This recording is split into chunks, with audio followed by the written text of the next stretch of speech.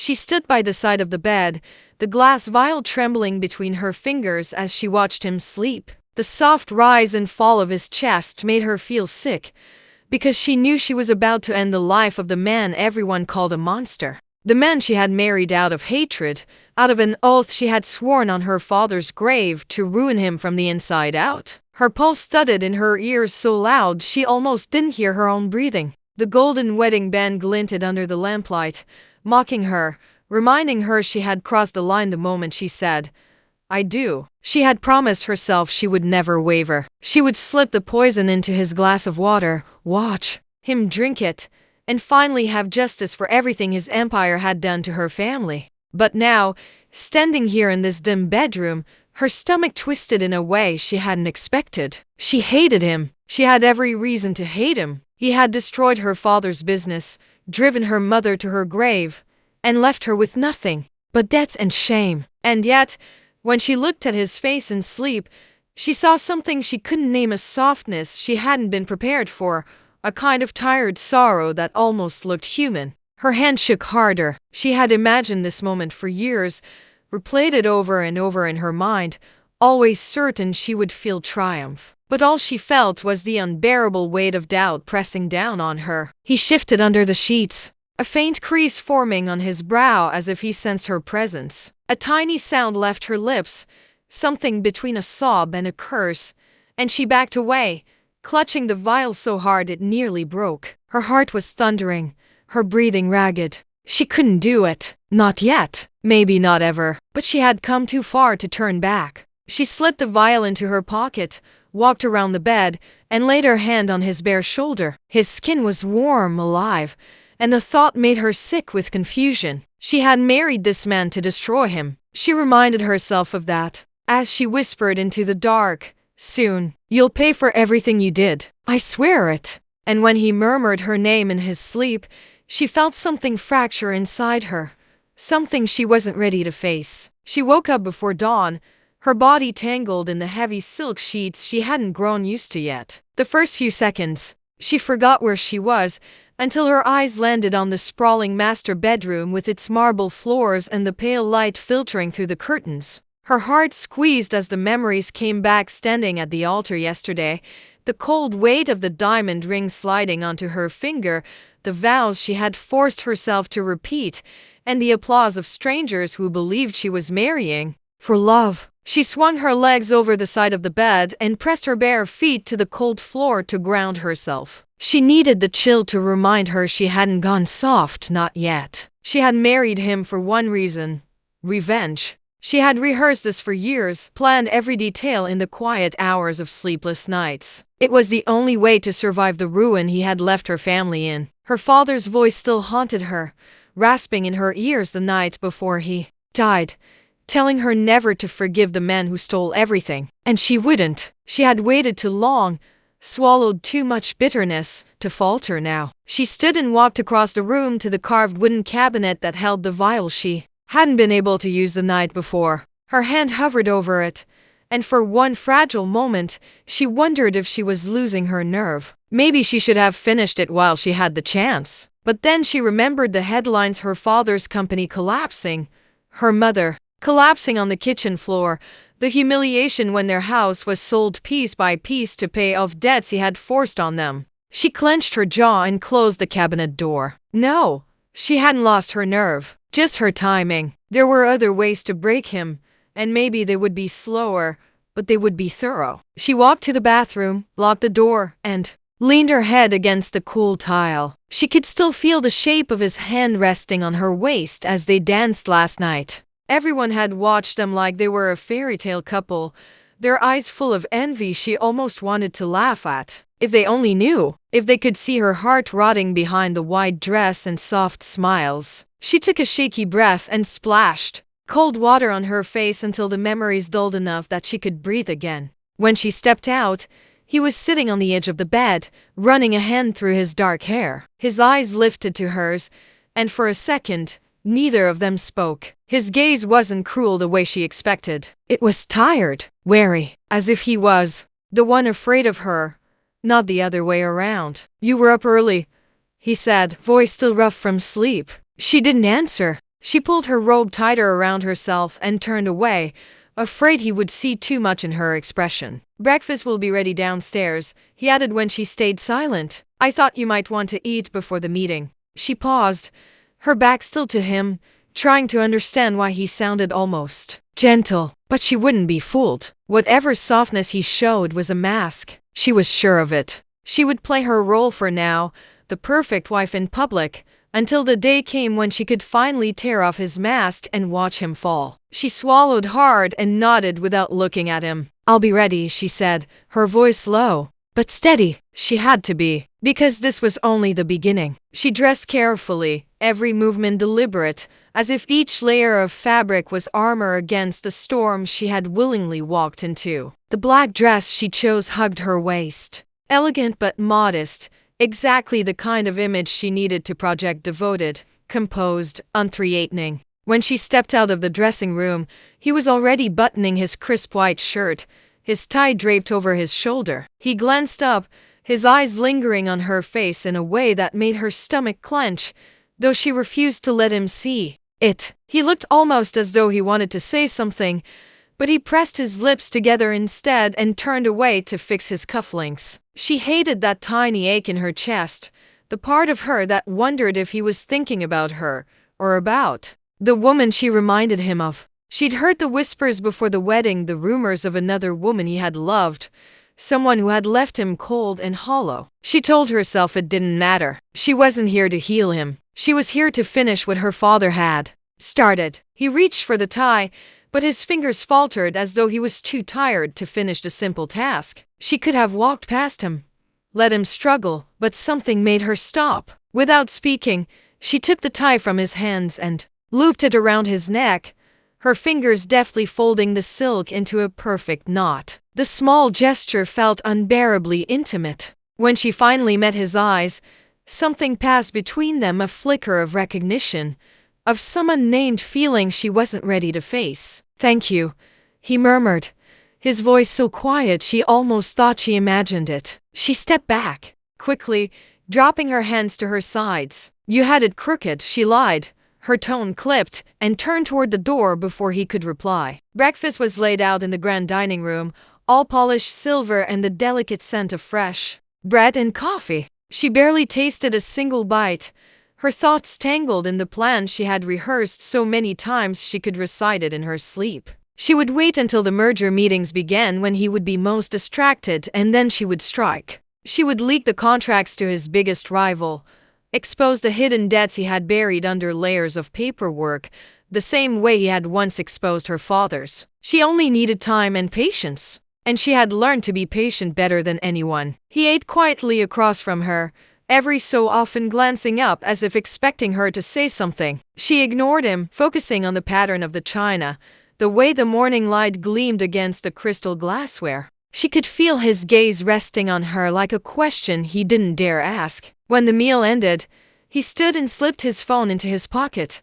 his jaw tense. "I'll have the driver take you wherever you'd like to go today," he said, his tone neutral, but she thought she heard a trace of resignation in it. "You don't have to wait for me." She rose from her chair, smoothing her dress. "I'm your wife," she said softly, her words laced with a bitterness she didn't bother to hide. "People will expect me to stand beside you." His eyes darkened, and for a heartbeat, she thought he might argue, but he only nodded and turned away, his shoulders tight as though bracing for a blow. She watched him leave the room, her chest rising and falling in shallow breaths. She reminded herself again this was all an act. It had to be. But deep down, something fragile and dangerous was already beginning to unravel. The drive to the office was silent, a tension thick enough to choke her. She sat beside him in the back seat of the sleek black car, her hands folded neatly over her purse to keep them from shaking. The city blurred past her window,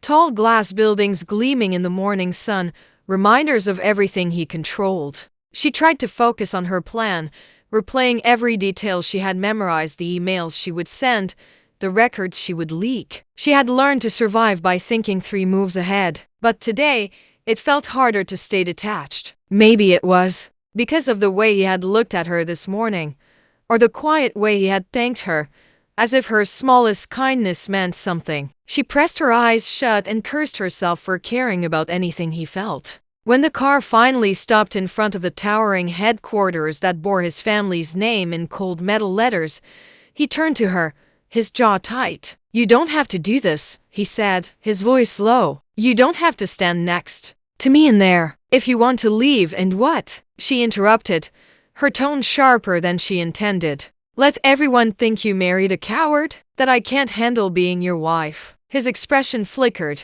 something wounded passing through it before he looked away. She hated herself for the small satisfaction it gave her. Maybe he deserved to hurt, just a little. He nodded once and stepped out, offering her his hand. She hesitated, then took it, her fingers brushing his just long enough to make her pulse flutter. As they walked through the lobby, the employees stopped to greet them, all polite smiles and murmured congratulations. She returned their greetings with the practiced grace she'd learned in her father's house before everything fell apart. But inside, her heart pounded. Every step brought her closer to the moment she had waited for, the moment she would watch his empire crack. They took the private elevator to the top floor, the air growing colder with every second. When the doors slid open, a young assistant rushed forward to inform him that the board was ready. He nodded without glancing at her, already slipping into the role of the man she was supposed to hate, calm, in control, untouchable. She followed him down the hall, her heels clicking over polished marble. He paused just before the conference room, turning to face her. For a long moment, he just studied her face, as if trying to read her thoughts. "I know you don't trust me," he said quietly, "but I meant what I said when I proposed to you. I want to try to make amends." She stared back at him, her throat too tight to speak. She didn't want to remember the way he had looked at her that night, how his voice had sounded almost broken when he said he regretted what happened to her family. She didn't want to remember that her hands had been shaking for a different reason then. She lifted her chin, her face smooth and cold. "You can't make amends for a life you ruined," she said evenly. His eyes darkened, but he didn't look away. "Maybe not, but I'll still try." Before she could answer, he pushed open the doors and stepped inside, leaving her to follow with her heart twisting in ways she hadn't prepared for. She drew in a slow breath before crossing the threshold, forcing her face into the calm, composed mask she had perfected over years of pretending everything was fine when it never was. The boardroom was vast, the long table polished to a mirror shine, lined with men and women in dark suits whose eyes swung toward her in curiosity and polite surprise. She could feel their judgment before any of them spoke, and it made something harden in her chest. Let them look. Let them wonder why he had chosen her. Soon, they would all see she wasn't just some trophy wife smiling beside him. She took the seat he pulled out for her, her spine straight, her hands folded in her lap so no one would see how her fingers trembled. He sat down beside her, a silent wall of calm she couldn't decide if she hated or envied. The meeting began. In a chorus of measured voices and careful words, discussing forecasts and percentages and the details of the merger she planned to sabotage. She listened, her mind racing ahead to the exact moment she would slip out to the private office down the hall, where his computer waited. She had memorized the passwords, practiced opening the hidden folders, practiced sending the files to the rival company's lawyer. Her heartbeat steadied the more she thought about it. This was her purpose, the reason she had swallowed her pride and stepped into this gilded cage. Revenge was the only thing that still felt honest. But then he spoke, and her thoughts snagged on the quiet sincerity in his voice. "As we proceed, I want to acknowledge the damage this process has done to the people who have trusted us, to families whose lives were disrupted. That's not something I take lightly." A ripple of surprise went through the room. Even she turned to look at him, frowning. His eyes were focused on the table, his jaw tight. "I know that's not a popular sentiment," he went on, "but it matters to me. It always will." The silence that followed was heavy, broken only by the hum of the air conditioning and the dull roar of her own heartbeat. She looked at him, searching for some sign he was lying, but all she saw was exhaustion, regret, a vulnerability she hadn't prepared for. She hated how it scraped at her certainty, how it chipped away at the wall she'd built around her heart. One of the directors cleared his throat, shifting the room back into motion, and she forced herself to look away. Focus. You have one chance to finish this. When the discussion shifted to financial statements, she knew it was her moment. She excused herself in a soft voice and rose, her steps measured as she crossed the room. She didn't look back as she slipped into the corridor and closed the door behind her. Her heart was thundering, but her hands were steady as she walked down the hall toward his office, her mind repeating the steps like a prayer. This was it. Everything she had lost: her father, her home, her pride. She would avenge it all before the day was over. She told herself she wouldn't feel anything when she pressed send, and she almost believed it. The moment she closed the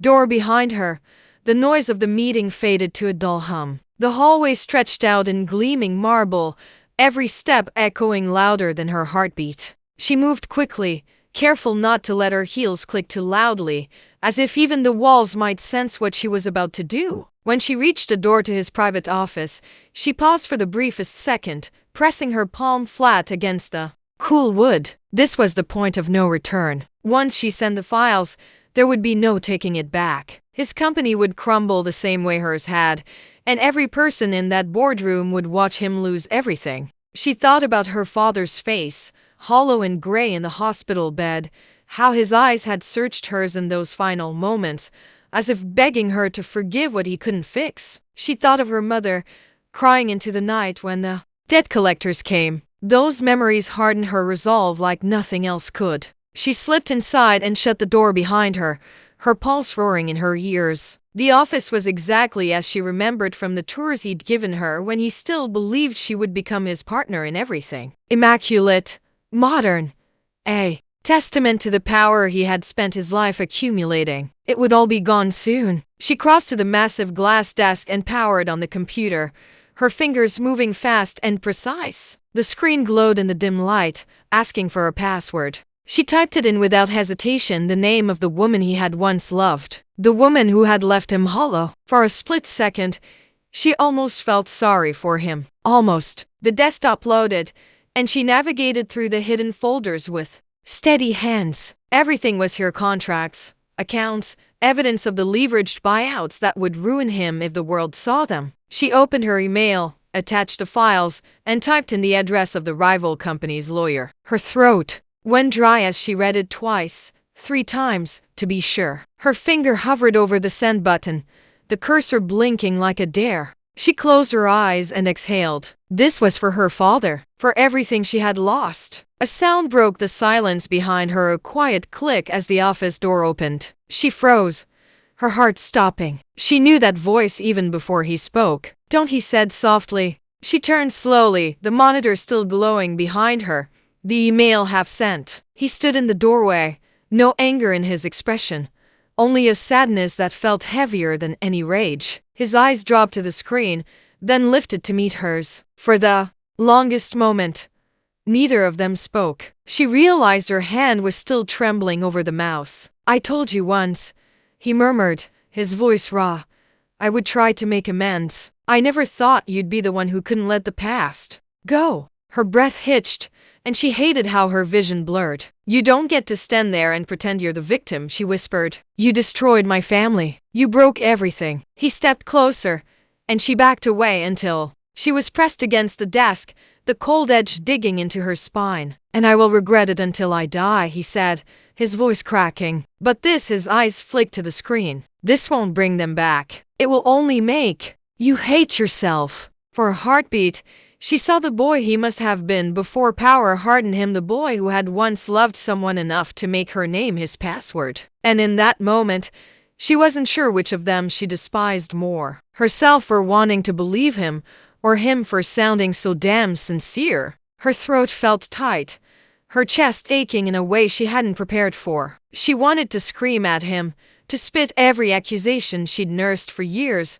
but the words tangled behind the lump in her throat. The cursor still blinked on the screen, reminding her she could finish it all with one movement. Just one click, and she could destroy him the way he had destroyed her father. But when she looked into his eyes, she didn't see the monster she'd spent half her life hating. She saw a man who looked exhausted, like he'd been carrying a grief he couldn't set down. And it was terrifying how much that shook her resolve. "Move," she whispered hoarsely, but her voice lacked any force. He didn't step aside. He came closer, close enough that she could feel the heat radiating from him, the faint scent of his cologne that had clung to her dress since their wedding night. "You think you'll feel better after this?" he asked, his voice rough. "You think revenge is going to make it stop hurting?" "Don't," she croaked, turning her face away because she couldn't stand the way he was looking at her, like she was breaking his heart, like she mattered. His hand came up to rest on the desk beside her,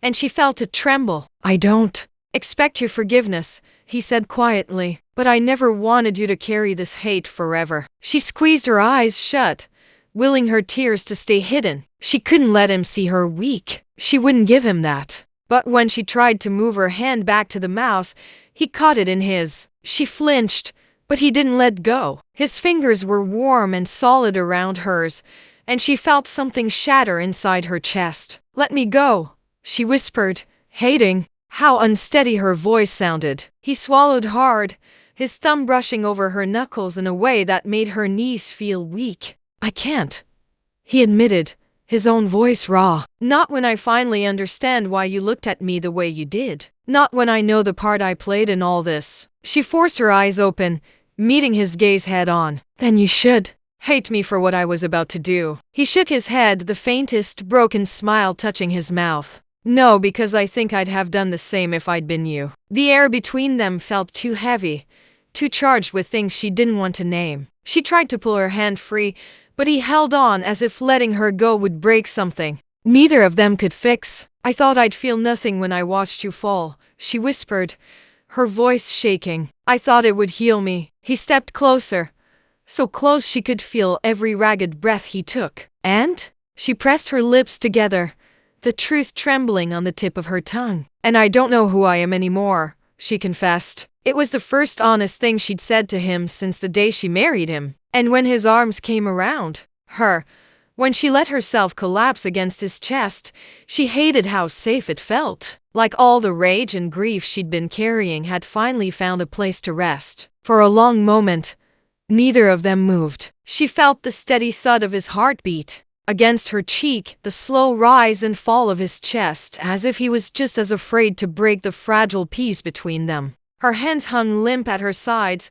but when he didn't let go, something inside her cracked open, something she hadn't even realized she'd been holding shut. She lifted her arms and pressed her palms against his chest, not to push him away, but simply because she needed to feel he was real. His hand came up to cradle the back of her head, his thumb sliding into her hair as if he needed the contact as badly as she did. "I'm sorry," he murmured into the hush of the office. The words scraped at old wounds she thought were already scarred over, making them ache fresh again. She swallowed hard, her throat burning. "Sorry doesn't change what you did," she whispered. He didn't argue. He just nodded, his jaw tightening as if he knew he deserved every ounce of her anger. "I know," he said, his voice almost too quiet to hear. "But it's all I have to give." A part of her wanted to shove him away, to scream at him until her voice gave out. Another part, a part that terrified her, wanted to believe him, wanted to lean into the warmth of his arms and let herself forget everything he'd taken from her. But she couldn't. Not yet. Maybe not ever. She drew in a shaky breath and slowly stepped back. He let her go,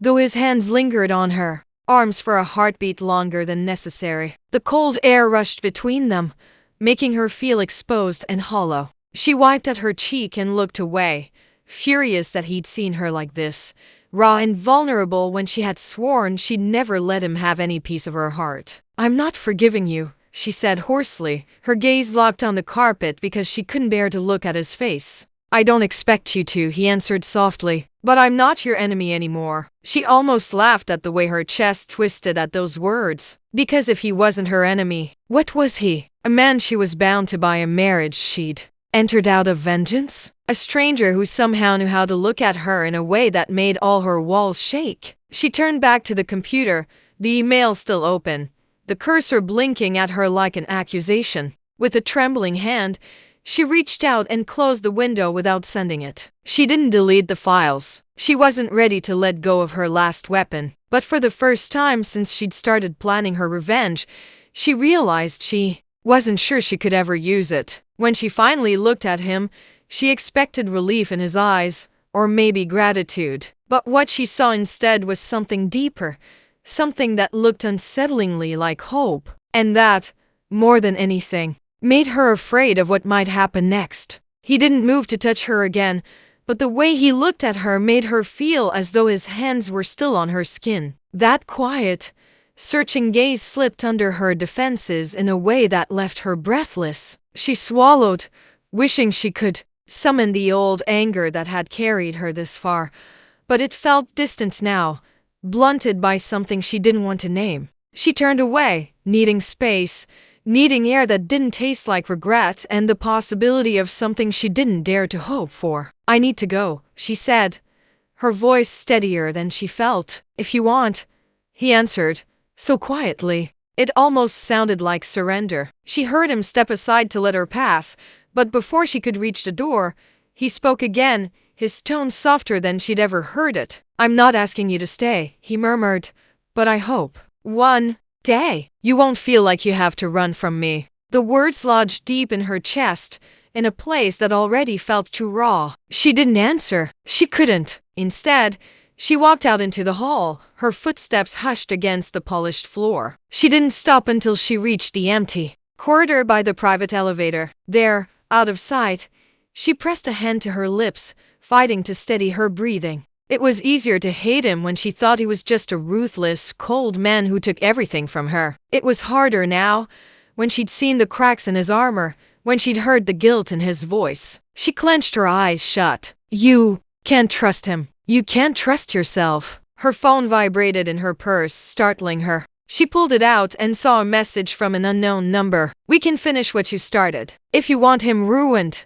call me." For a moment, her heart thudded so hard she felt dizzy. She didn't need to guess who had sent it. The rival company, the very people she had been planning to help before she hesitated. Her thumb hovered over the call button, her pulse racing with temptation. She could still do it. She could still burn everything to the ground and walk away. But she saw his face in her mind, saw the way his eyes had gone soft and unguarded when he told her he was sorry. She hated that the memory made her hand lower, that her anger was no longer pure. Slowly, she slid the phone back into her purse and turned toward the elevator. She didn't know what she was doing anymore. All she knew was that she couldn't make herself be the woman she used to be, and that terrified her more than anything. As the doors slid shut, she felt the last certainty she'd clung to slip away. For the first time in years, she had no idea who she was without her hatred. The ride down to the ground floor felt longer than any descent she'd ever known. She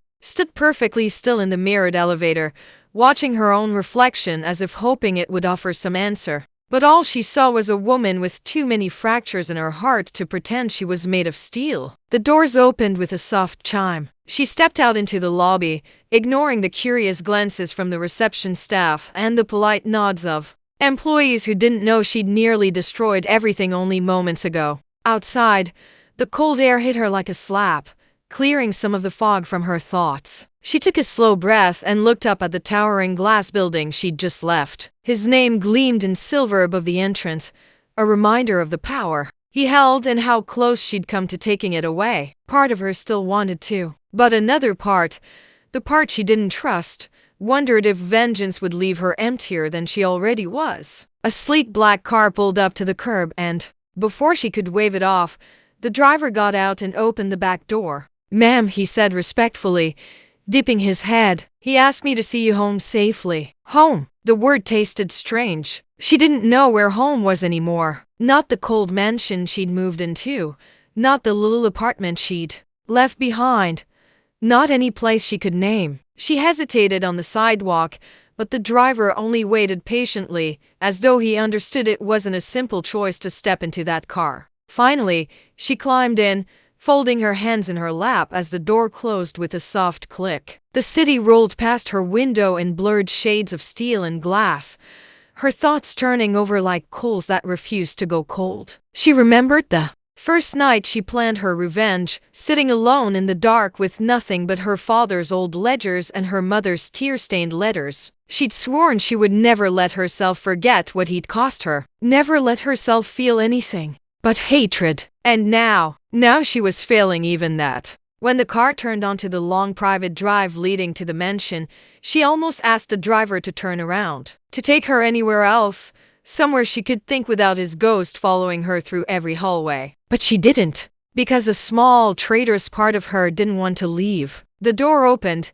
and she stepped out into the chilly evening, her heels crunching softly over the gravel. She climbed the wide steps and paused before the front door, her hand resting on the brass handle. The house was silent when she stepped inside, so quiet she wondered if he'd stayed at the office to give her space. She told herself she was glad. But when she climbed the staircase to their bedroom and found it empty, the emptiness inside her seemed to echo. She set her purse down on the vanity and caught her own reflection in the mirror. She didn't look victorious. She didn't look like the woman she'd imagined all these years, the one who would stand over his ruin and feel nothing but triumph. Instead, she looked tired. She looked lost. She reached up and unpinned her hair, letting it fall in dark waves over her shoulders. And as she sat on the edge of the bed where she'd planned to kill him only hours ago, she pressed her face into her hands and finally let herself cry for everything she'd been, everything she'd lost, and everything she wasn't sure she could ever be again. She didn't know how long she sat there, her shoulders trembling with quiet sobs she'd sworn no one would ever see. The last of the daylight slipped through the tall windows, casting long shadows across the polished floor. Eventually, the tears slowed, leaving her hollow and spent. She wiped her face with trembling hands, furious that she'd let herself break down in this house, in this room that felt like both a prison and a shelter. A soft knock at the door made her heart lurch. She sucked in a shaky breath and didn't answer, hoping whoever it was would go away. But the door eased open anyway, and she didn't have to look up to know it was him. She felt him before she saw him, the way the air seemed to shift when he was near, how her pulse quickened in a way she hated herself for. He didn't say anything at first. He just stood there in the doorway, his silhouette framed by the hall light. She could feel his eyes on her,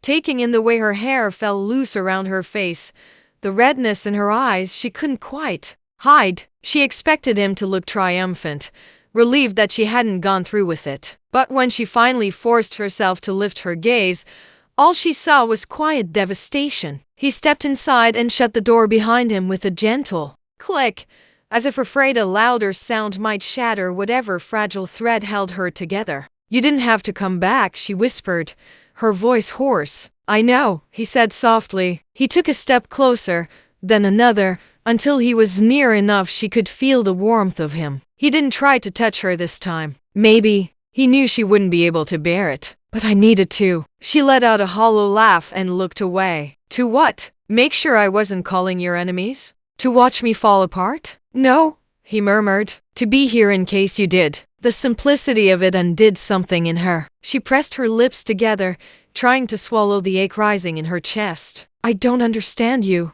she whispered. "I don't understand why you keep standing there like you're the one who's been wronged." He sat down in the chair across from her, resting his elbows on his knees as he studied her with that same searching, unguarded expression. "I'm not pretending to be innocent," he said. "I know what I've done. I know what it cost you." His voice grew rougher, and she saw his hands tighten into fists. "And if you'd send those files, I would have deserved it." She drew in a shaking breath, forcing herself to look at him. "Then why does it feel like I'm the one losing everything?" He didn't answer right away. The quiet stretched between them, thick with all the things they didn't have names for. At last, he looked up, his eyes dark and raw. "Because you were never meant to hate," he said, almost like an apology. "You were meant to be loved." She felt something inside her crack open at his words, something she'd buried so deep she thought it would never see daylight again. She pressed a hand to her mouth to keep the sob from escaping, but her shoulders betrayed her, trembling under the weight of it all. And when he reached out, his fingers brushing hers in a silent offer of comfort, she didn't pull away. Because in that moment, just for a breath, she was so tired of fighting. His hand hovered over hers, close enough she could feel the warmth of his skin but not quite touching, as if he was giving her the choice to take it or turn away. For the first time since the day she'd met him, She didn't know which she wanted more. She looked down at their hands, hers clenched into a tight fist, his open and waiting. If she reached back, if she let herself feel the way she wanted to in that moment, she didn't know if she'd ever have the strength to hate him again. And part of her still needed that hate, needed it to remind her who she was and why she'd come here. But another part, softer and more dangerous, was so exhausted by carrying it. Her hand unfolded slowly, her fingers trembling as they slid against his. The contact was like a spark, sharp and impossible to ignore. She felt it all the way down to her chest, where something was beating too hard, too fast. He didn't say anything. He didn't try to pull her closer or pretend that this moment was anything other than fragile and uncertain. He just held her hand in his and let the silence speak for both of them. When she finally looked up, his expression nearly undid her. There was no triumph there, no satisfaction that she hadn't pressed a button that would have ruined him. There was only relief, threaded with an ache that mirrored her own. "I don't know what you expect me to do," she whispered. "I don't know how to be this person anymore." His thumb traced a slow line over her knuckles, a gesture so tender it made her chest hurt. "I don't expect anything," he said quietly, "except maybe that you'll give yourself time to figure it out." She wanted to tell him that time wouldn't change anything, that she could never forgive, never forget. But the words stuck in her throat because she wasn't sure anymore. She didn't know what she would feel tomorrow, or the day after, or the day when this house no longer felt like the place she'd come to end everything. She only knew that right now, sitting across from him in the quiet, she didn't want to pull her hand away. Her breath shuddered out of her, and she turned her face toward the window, blinking back tears that wouldn't stop coming. "I wish I could hate you as much as I used to," she whispered. He was silent for a moment, and when he spoke, his voice was so low she almost didn't hear it. "I wish you didn't have any reason to." The confession sank into her like a stone, heavy and unmovable. She didn't answer because there was nothing left to say. They stayed like that until the last of the daylight faded, their hands joined in a fragile truce that neither of them had planned for. And though she didn't know what tomorrow would bring, for the first time in years, she let herself hope it might be something other than revenge.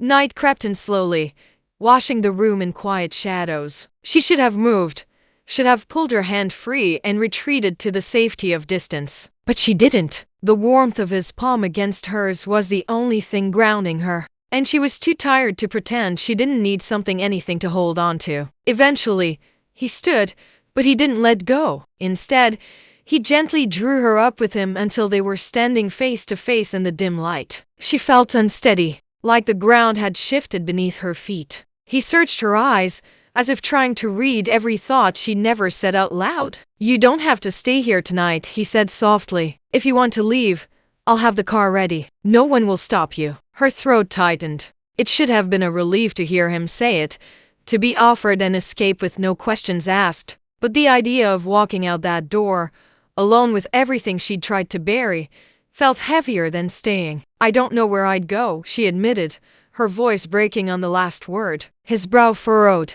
and she saw that same regret in his eyes, the one she hated because it made him look human. "Then stay," he murmured. "Not because I want you to, but because you need somewhere safe to rest." The word safe made her chest twist painfully. She didn't feel safe anywhere, least of all here with the man she'd promised herself she would destroy. And yet, she didn't move when he released her hand. She just stood there, her arms wrapping around herself as if she could hold all the broken pieces together. He stepped back and reached for the blanket draped over the foot of the bed. Without speaking, he set it around her shoulders, his fingers brushing her collarbone in a touch so careful it felt almost reverent. "I'll stay in the guest room," he said, his voice low. "If you need anything, you can knock." She couldn't look at him, couldn't trust that if she did, she wouldn't say something she couldn't take back. So she just nodded, her gaze fixed on the floor. For a moment, she thought he would say more, but he only drew in a ragged breath,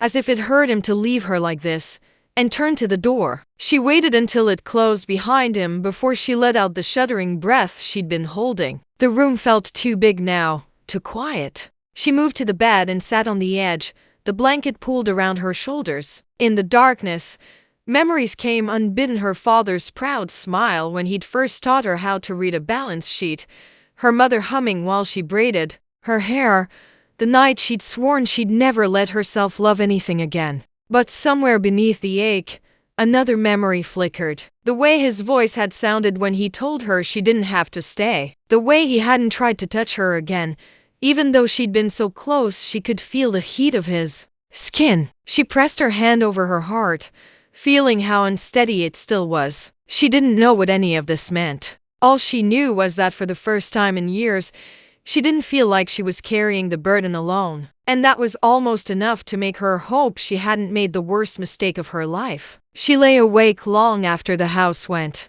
silent, the blanket still wrapped around her shoulders like a fragile shield. Every time she closed her eyes, she felt the ghost of his touch against her skin, heard the quiet roughness in his voice when he said she didn't have to stay. It made something ache in her chest in a way that was almost worse than hate. She turned onto her side, staring at the dark outline of the wardrobe across the room. The emptiness around her pressed in, thick and suffocating, reminding her how many nights she'd spent alone with nothing but the echo of her own anger to keep her company. But now she wasn't sure anger was enough to fill all the hollow places inside her. She thought about the look in his eyes when he'd watched her close the email without sending it, like he'd been holding his breath, waiting for her to decide what kind of ending they were going to have. She hated that a part of her had been waiting too. For what?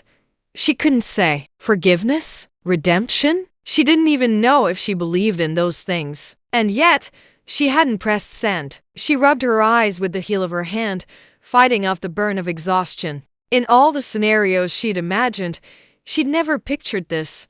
Sitting alone in a house she was supposed to destroy, wrapped in a blanket he'd given her, wishing she knew how to stop feeling so unmoored. The clock on the bedside table glowed past midnight when she finally pushed the blanket aside and stood. Her feet were bare on the cold floor, but she welcomed the chill. It felt honest. It felt real. She moved to the door before she could change her mind. The hallway was dark, the sconces casting a soft golden glow that left the corners in shadow. She walked slowly, her hand trailing the smooth wall to steady herself. She wasn't even sure where she was going. Not until she reached a guest room door and found herself standing there, her heart beating too fast. She should turn around. She should go back to the safety of her own loneliness. But her hand was already lifting, already curling into a hesitant knock. There was a pause. Then she heard his footsteps crossing the room, and her breath caught when the door opened. He stood there in a plain white shirt and dark slacks,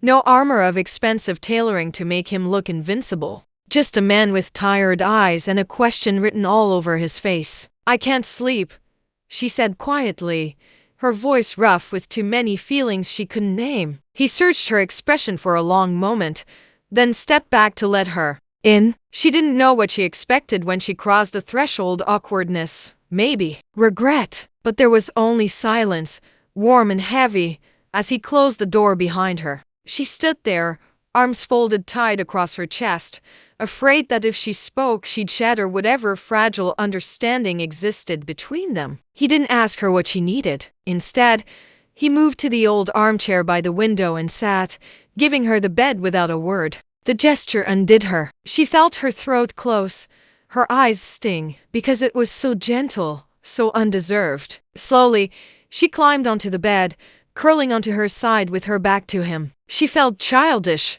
ridiculous, but she didn't move. The silence stretched, the minutes ticking past in the dark. And then, just when she thought she might break from the quiet, he spoke, his voice low and steady. "You're not alone anymore." She squeezed her eyes shut, pressing her hand over her mouth to hold in the sound that wanted to escape. Because God help her, she wanted to believe him, even if she didn't know how. His words sank into her, like warmth she hadn't asked for but couldn't push away. "You're not alone anymore." They echoed in the quiet, stubborn as her own heartbeat. She kept her back to him, her breathing shaky as she tried to pretend she didn't care. That she hadn't come here because part of her needed exactly this to hear that maybe, just maybe, she didn't have to carry everything by herself anymore. She didn't trust it, didn't trust him, but she was so tired of hating everyone and everything, tired of waking up every day with a heart so heavy she wondered if it would ever beat right again. She lay there in the dark, listening to the slow, steady rhythm of his breath across the room. It grounded her in a way she couldn't explain, like the sound itself was proof that she hadn't imagined the change in him. But her mind wouldn't stop whispering all the reasons she couldn't let herself be this close. He was the reason her father had died in shame, the reason she'd lost the only home she'd ever known. No amount of soft words or regret could erase that. And yet, when she thought about pressing send on that email, she didn't feel triumphant. She felt hollow, like she was about to destroy the last piece of herself she still recognized. A floorboard creaked as he shifted in the chair, and she felt her pulse trip over itself. "I don't expect you to trust me," he said quietly, as though he could hear her thoughts. "But I meant what I said. I will spend every day proving to you that I'm not the same man I was." Her throat closed up, and she drew her knees tighter to her chest. "And if I never believe you?" she asked, hating how small her voice sounded. He didn't answer right away. When he did, it wasn't with defensiveness or anger, just a sadness that wrapped around her like a second blanket. "Then I'll spend the rest of my life regretting that I gave you every reason not to." The ache in her chest grew so sharp she pressed her fist against it. She wanted to tell him to stop, to take his remorse and his softness and leave her with the clean edges of her fury. But the truth she couldn't stand was that she didn't want him to leave. She didn't want to be alone with her grief anymore. Her fingers dug into the blanket, and her eyes burned, but she didn't let herself cry again. She'd shed too many tears for this man, for this life, for herself. So instead, she did the only thing she could manage. She spoke into the dark, her voice almost too soft to hear. "I don't know how to be around you if I'm not trying to hurt you." Another silence. Then, quietly, he replied, "Then, let's figure it out together." She didn't know if it was forgiveness, or the slow erosion of everything she'd built to protect herself. All she knew was that for the first time in years, she felt something other than rage or sorrow. She felt possible. She lay awake until dawn, listening to his breathing, telling herself it was only temporary. But deep down, she was afraid of how much she needed that quiet promise to be true. By the time the first light of morning crept through the slats in the window, painting soft gold across the floor, her eyes were still open. Sleep hadn't come, but neither had the nightmares. For the first time in a long time, her silence hadn't felt like suffocation. It had simply been. No expectations, no guilt, no pressure to explain the war that had been raging in her chest. Since the day her world collapsed, she heard him stir just as the light touched the edge of the bed. She didn't turn, but she knew he was watching her. Maybe he had been for a while. The thought should have unnerved her, it once would have, but now it just was. "I thought you were asleep," he said gently, his voice still low and rough from the night. "I was afraid to," she replied, surprising even herself with the honesty. He didn't press her for more, just that quiet understanding again. It was infuriating and comforting all at once how he never pushed, never demanded, when she'd expected him to fight back, to scream, to hate her for everything she'd almost done. But he hadn't. He'd just sat there, steady, waiting. And that terrified her more than anything. Slowly, she sat up, brushing her hair out of her face, her eyes heavy with exhaustion. He stood as she did, like some instinct told him it wasn't right to remain seated when she was unraveling in front of him. And maybe she was. Maybe this whole fragile truce was a crack in her armor she couldn't close. "I have to go," she said, not quite meeting his eyes. He nodded, though his jaw tensed. "I'll have the driver ready." She looked around the room, neutral walls, expensive furniture, too tidy for comfort. She didn't belong here. But when she thought about going back to her apartment, or worse, back to being alone with everything she was feeling, it felt even more foreign than this place. "I'm not running," she said, needing him to understand. "I just need space to think." "I know," he replied quietly. "Take whatever time you need." There it was again, that gentleness, not weakness, restraint. And somehow, it hit harder than any plea or apology could have. She crossed the room, and for a moment, she hesitated near the door. "You asked me once to give you a chance to prove you weren't the same man." He raised his eyes to hers. "I remember. I haven't given you anything yet," she said, her voice soft but laced with something solid underneath. But I haven't taken it away either. It wasn't forgiveness. Not even close. But it was something. He nodded, the corners of his mouth twitching just slightly, like even that fragile, halfway admission was more than he ever thought he'd get. "I'll wait," he said simply, and somehow she believed him. She turned and left the room, her footsteps light but unsteady, her heart heavier than ever because now, it wasn't just grief and rage weighing her down. Now, it was possibility, and that was the most dangerous feeling of all. She didn't look back as she stepped into the hallway. If she had, she was afraid she'd lose the thin thread of resolve that was holding her together. The house was quiet. In the early morning light, hushed as though it understood the fragile balance she was carrying in her chest. Downstairs, the driver waited by the car, hands clasped respectfully in front of him. She paused at the threshold, her hand resting on the polished doorframe. She had walked through this doorway once, believing it would be the last time she ever had to face the man who'd broken her family. Now, leaving felt almost as hard as staying. As she descended the steps, the crisp dawn air met her skin. It felt clean in a way she hadn't expected, like a beginning she hadn't asked for but maybe secretly needed. The driver opened the car door. She hesitated, her hand lifted automatically to her stomach,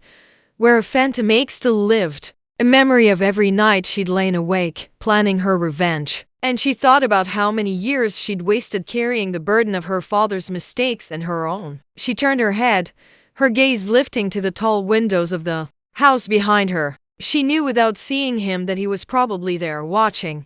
Not because he wanted to control her, but because he needed to know she was safe. That realization, so simple and so human, made her chest ache in a way that had nothing to do with hate. She drew a slow breath, steeling herself, and finally climbed into the car. As the engine hummed to life, she closed her eyes, pressing her palm flat over her heart. It was still beating too fast, but this time, it wasn't just fear. It was something she hadn't let herself feel in a long time. Hope. She didn't know where she would go next. She didn't know if she would ever forgive him or herself. Maybe they were both too marked by the past to start over. But maybe, she thought as the car eased down the long drive, it wasn't really about starting over at all. Maybe it was about trying again. And in the end, that was the truest kind of revenge she could claim, that after everything, she was still here, still breathing. And for the first time in years, she was free to decide who she would become. Thank you for staying with this story until the very end. This was never just about revenge or betrayal. It was about what happens when two broken hearts collide and neither of them knows how to stop hurting. It was about grief and guilt, about choices that can't be undone, and the thin, dangerous line between hate and something that looks too much like love. If this story leaves you thinking about forgiveness, about regret, about the courage it takes to let go, then it has done what it was meant to do. Because sometimes the bravest thing we can do isn't to keep fighting, it's to choose at last to heal.